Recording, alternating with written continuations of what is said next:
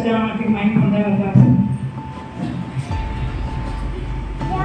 దేవుని మహిమపరచబడును గాక. இந்த வேலையை கூட இங்கே வந்து இருக்கிற தேவனுக்கு கொடி நடிச்சிருக்கிறேன்.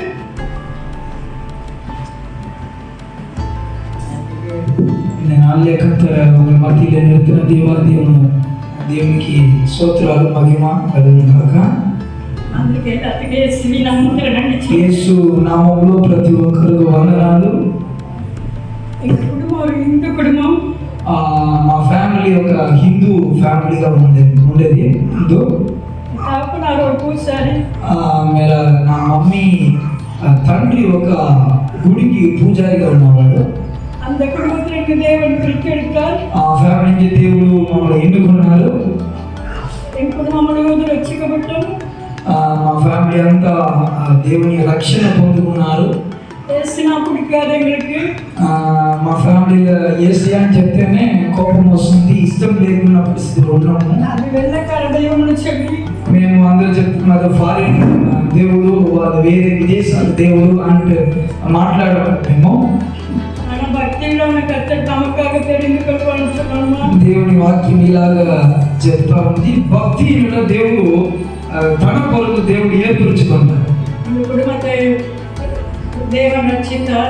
మా ఫ్యామిలీ దేవుడు రక్షణలు నడిపించినారు. మా ఫ్యామిలీ ఇంటి వారందరూ ఏసియా ఎన్నుకోవడానికి, ఏసియా తెలుసుకోవడానికి, రక్షణ పొందుకోవడానికి సహాయం చేస్తున్నారు. మమ్మీకి అప్పుడు పెళ్ళి అయింది. దేవుడు నాకు 4 పిల్లలు దేవుడు ఇచ్చినారు. 3 మగ పిల్లలు, 1 ఆడపిల్ల ఇచ్చినారు దేవుడు. మొదటి కుమారుడు దేవుని కొరకు అర్పించినాము.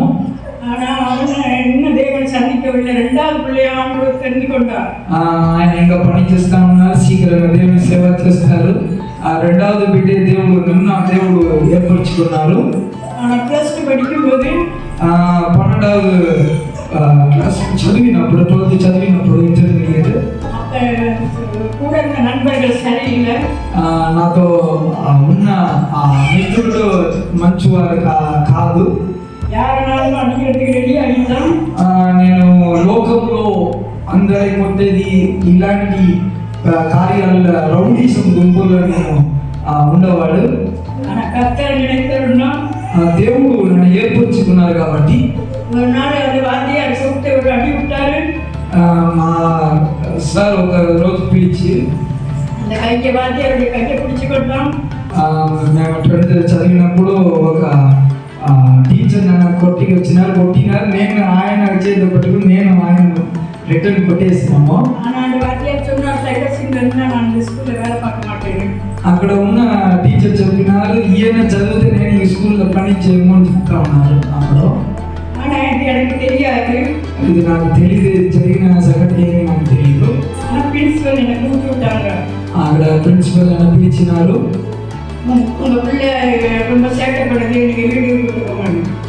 నా ప్రిన్సిపల్ చెప్పినారు, ఇప్పుడు చదువుకి వీలు కాదు, ఏమంటే చాలా కార్యాలు చేస్తూ ఉన్నారు, అందుకే మీరు పిలుచుకుని పోండి చెప్పినారు. நம்ம தேவ சமூகத்தில் அதிகார பேட்டி ஜெபிக்கும் போது ஆண்டோட தேவையை பார்த்து கொள்வார். நான் சொன்ன எனக்கு தெரியாது, அந்த பிரின்சிபல் கூப்பிடுறாங்க அப்படின்னு சொல்லிட்டு நான் ஸ்கூலுக்கு போனேன். మమ్మీ ఉదయకాలం వెళ్ళేసి ప్రేయర్ చేసి స్కూల్కి వెళ్ళినాడు. ఆండోడు అక్కడ క్రియేట్ చేయించారు ప్రిన్సిపలోட. దేవుడు ఆ ప్రిన్సిపల్తో మాట్లాడినారు. పైన சொல்லி நீங்க வீட்டுக்கு கூட்டு போயிருங்க, இல்லாட்டி சொல்லி நீங்க ஒரு லெட்டர் எழுதி கொடுத்துட்டு போங்க. ఆయన చెప్పినారు, ఈరోజు మీరు మాట్లాడి ఒక లెటర్ రాసి ఇచ్చిపోండి. நான் சொன்னேன், ஒரு தடவை மன்னிச்சிருங்க, அப்புறம் கேட்டவன்னா நீங்க சீத்த கையில கொடுத்து அனுப்பிடுங்க. నేను చెప్పిన ఒకసారి మీరు క్షమించండి చెప్పినాను.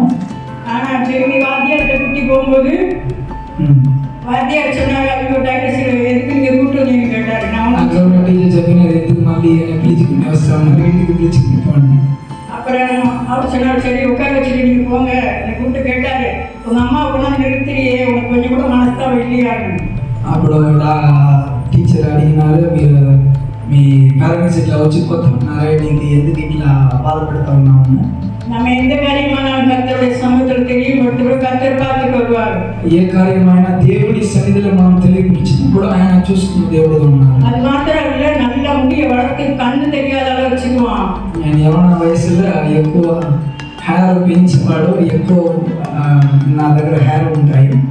பிரின்சிபல் திரும்பி என்னை கூப்பிட்டு விட்டாங்க. మరలా ప్రిన్సిపల్ పిలుస్తా ఉన్నాడు. என்ன அவங்க பையன் இப்படி இருக்கான், போயிட்டு பார்பர் ஷாப்ல முடிய வெட்டி கொண்டாந்து விட்டுட்டு போவாங்க. ஹேர் கட் பண்ணிட்டு வாங்கிட்டு போவாங்க ஸ்கூல்ல. அப்ப நான் சொன்னேன், நான் கூட வரேன், வந்து கடையில முடிய வெட்டிட்டு போனா நீங்க வீட்டுக்கு போங்கன்னு சொல்லிட்டான்.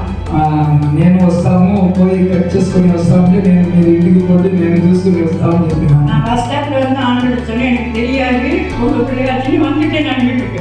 మేము நம்ம ఇడిసి ఇంటికి వచ్చేసినాము.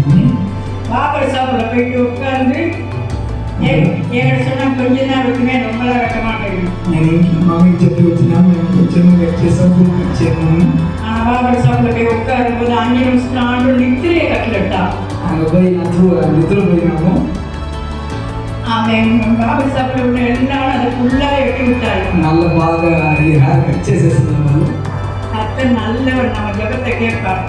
మనం చేసే ప్రతి ప్రార్థన దేవుడు విన్నవాడు. நம்ம ஜெபிக்கிற விண்ணப்பத்துக்கு கர்த்தர் நிச்சயமா பதில் தருவார். మనం ఎప్పుడైనా దేవుడి సన్నిధిలో ఏం ప్రార్థిస్తామో అది దేవుడు విన్నవాడే ఉన్నాడు. நம்ம திறப்புல நிற்காம ஆண்டு ஒன்றும் செய்ய மாட்டாரு. మనం మన పిల్లల కొరకు ప్రేయర్ చేయకుండా దేవుడు ఏమి చేయాలో మనం ప్రేయర్ చేసిన దేవుడు విన్ని ఉత్తరం ఇచ్చే దేవుడుగా ఉన్నాడు. நம்ம பிள்ளைகள் எல்லாம் தாய்மாருடைய கருத்துல தான் கொடுத்திருக்காரு. పిల్లల కొరకు మనం ప్రేయర్ చేయాలని దేవుడు వాక్యం చెప్పిలాగా దేవుడు మన చేతిలో தகப்பமார் கையில கொடுக்கல. తండ్రి చేతులు ఇవ్వలేదు కానీ తల్లి చేతులు ఇచ్చిన పిల్లలు தாய் தான் இதோட வேலையை செய்ய முடியும், பிள்ளைகளை நடத்த முடியும், ஜெபிக்க வைக்க முடியும். எல்லாமே தாய்கிட்ட தான் ஆண்டு பொறுப்பு. ఒక తల్లి దగ్గర దేవుడు రెస్పాన్సిబిలిటీ ఇచ్చిన తల్లి తన పిల్లల కొరకు ప్రేయర్ చేయాలా, ప్రతి కార్యం వాళ్ళు చూడాలి. நீதிமொழி 14ஆம் அதிகாரத்தில் சொன்னார், புத்தி உள்ள ஸ்திரீ தன் வீட்டை கட்டுகிறான்னு சொல்லி. సామర్థ్యంలో రాయబడి ఉంది, బుద్ధి ఉన్న స్త్రీ తన ఇల్లు కట్టుతుంది. நம்ம எவ்வளவு வேலை செஞ்சாலும் பிள்ளைங்க மேல நம்ம கவனமா இருக்கணும். காலையில எழுந்திரிச்சாலும் ஆண்டவர் சமுத்திர பிள்ளைகளை கொடுத்துடணும். మనం ఏం చేసినా ఎంత పని ఎక్కువ పనినా మన పిల్లల కొరకు ప్రేయర్ చేయాలి. పిల్లలు దేవుని చేతులు అప్పగించి మనం రోజు ప్రేయర్ చేయాలి ఉదయకాలమే. அப்படி நம்ம வளர்க்கும் போது நம்ம பிள்ளைங்க எல்லாம் உயர்த்தப்படுவாங்க. అలాగా మనం పెంచినప్పుడు మన పిల్లలు దేవుని చేతిలో ఉంటారు. దేవుడు తగిన సమయంలో వాళ్ళ ఇచ్చింది కనపరుస్తారు. ஆண்டவர் 8 வேளை +2 முடிச்சு டெல்லிக்கு பைபிள் கல்வி போக உதவி செஞ்சார். ఇంటర్మీడియట్ అయిపోయిన తర్వాత ఢిల్లీలో బైబిల్ చదవడానికి దేవుడు సహాయం చేసినారు.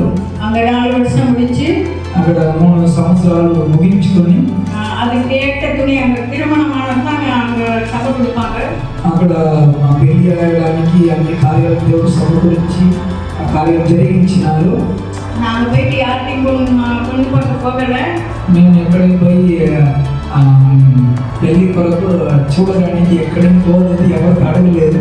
சென்னையில் ஒரு பாஸ்டர் சொன்னார், இப்படி ஒரு பொண்ணு இருக்கு. చెన్నై నుంచి ఒక పాస్టర్ ఇలాగా సంబంధం తీసుకుని వచ్చినారు. நான் ஆந்திரான்னு சொல்லியிருந்தேன், வேணான்னு சொல்லியிருப்பேன். ఆంధ్ర అని చెప్తే వద్దని చెప్పారు నా మమ్మీ. அவங்க பெங்களூர் வந்து பார்க்கும்படியாக బెంగళూరులో వాళ్ళు వచ్చినారు. బెంగళూరులో కలిసి జరిగింది. எனக்கு பொண்ணு அதெல்லாம் பார்க்க தெரியாது, அவங்களோட நீங்க தான் பார்த்து தரணும். நான் அவங்க வீட்டுக்கு போவேன். ஒரு சின்ன பிள்ளை, ஒரு 10 வயசுக்குள்ள 10 மாதம் பிள்ளை, அப்படி 1 வயசுக்குள்ள ஒரு பிள்ளை வாசல் நின்னா தேவனை நியமித்துன்னு சொல்லி நான் சந்தோஷமா ஏற்றுக்கொள்வேன்னு சொன்னேன். నేను ఒక సైన్ దేవునితో అడిగి వచ్చినాము. ఇలాగ జరిగిందంటే ఇది నీ చిత్తంలో నాకు తెలిసిపోతుంది. ఏమంటే నాకంతా నా కొడుకు కొరకు సరి అయిన సంబంధం చూడడానికి నాకు వీలు కాదు, నాకు తెలీదు ఎట్లా చూడాలి ఏమి. నేను ఇలాగ ప్రేయర్ చేసి పోయినా, దేవా నేను పోతాము, ఇలాగ ఒక కార్యం సైన్ జరిగిందంటే ఇది నీ చిత్తం నేను తెలుసుకుంటాము పోయినాము. ఆండోర్ అదే మరి ఒక 8 మాసం పిల్ల వాసన నిలిచినప్పుడు అలాగే ఒక 10 నెలల బిడ్డ అక్కడ వాకన్ల దగ్గరే ఉంటుంది. నేను అదే అడిగినామా, అక్కడ 10 నెలల లోపల ఉన్న బిడ్డ అక్కడ ఉంటే ఇది నీ చిత్తం నేను తెలుసుకుంటాను. தேவன் செய்யறது எல்லாம் நல்லதா செய்வார். దేవుడు ఆయన అన్ని మంచి కొరకే చేస్తారు. நம்ம பொறுமையா காத்திருக்கும் போது அவர் நம்ம வேலையை அவர் பார்த்துக்கொள்வார். మనం ఆయన సన్నిధిలో వేచి ఉన్నప్పుడు ఆయన సమయంలో ఆయన కరెక్ట్గా చేస్తారు. మరుమగ வந்துச்சு. దేవుడు పెళ్లి కూతురు తీసుకుని వచ్చినారు. ஆனா பார்த்தோன்னே போனோன்னு எனக்கு அது ஒரு சந்தோஷம் ஆயிடுச்சு உள்ளத்துல. నాకు చాలా సంతోషం, చూసిన వెంటనే సంతోషం, చాలా సన్నగా ఉంది. అప్పుడు ఇప్పుడు లాభమైంది. అప్పుడు చూసిన వెంటనే సంతోషం అయింది. ஏன்னா ஆண்டவர் போகும்போது எனக்கு சின்ன பிள்ளைய காட்டிட்டாரு, இதுதான் அப்படின்னு சொல்லி. அதனால உள்ளத்துல ஒரு దేవుడు ఆల్రెడీ నాతో మాట్లాడినారు కాబట్టి నాకు కన్ఫర్మేషన్ వచ్చింది அதுக்கு டிஸ்ட்ரிக்ட் லூஸ் மோஷன் எப்படி இருக்கு ஒரு பொண்ணு. రాత్రి అంతా ఆయన అక్కడి నుంచి బెంగళూరు ఆంధ్ర నుంచి బెంగళూరు వస్తామన్నా వాళ్ళు ఫుడ్ పాయిజన్ అయ్యి లూస్ అయితే ఉన్నాయి. ஆனா சும்மா சிம்பிளா வந்து பக்கத்துல உட்காந்துச்சு. సింపుల్గా వచ్చి అక్కడ కూర్చున్నాను. ஆனா கர்த்தர் அதை முன்கூட்டியே சொல்றாரு, இதுதான் உன் மகனுக்குன்னு சொல்லி. దేవుడు ముందే మాట్లాడినారు, ఈ అమ్మావే నీ కొడుకు కొరకు నేను ఏర్పరిచి ఉన్న బిడ్డ అని చెప్పినారు.